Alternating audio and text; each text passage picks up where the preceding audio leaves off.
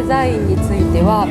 まず日本とか東京だとこう外を見てもこうビルだったりあんまり綺麗な景色というのがなくって、でこの場所であれば広い空間があって、その自然の中で食べるような野菜の料理なので、自然と共に食べれるようなお店ができるんじゃないかなと思いました。で、そこで、まず緑を充実させるためにサラさんと一緒にこ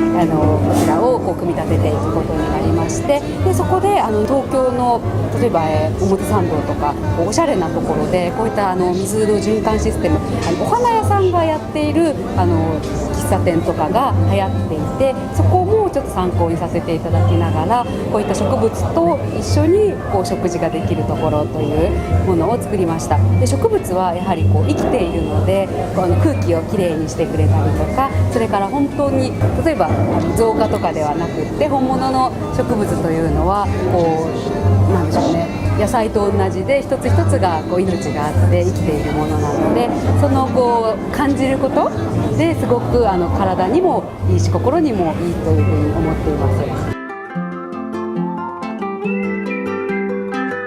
私ではやはりナチュラルな素材のものを多く使っています。それはやはり野菜、自然、ナチュラルといったその一つの流れというか感覚的なものだと思うんですけれども、それが一致するからなんですけれども、こちらのお店はさらにナチュラルな木目を使っていたりですとか、緑がたくさんあるので癒しの空間というところですごくいいんじゃないかなと思いま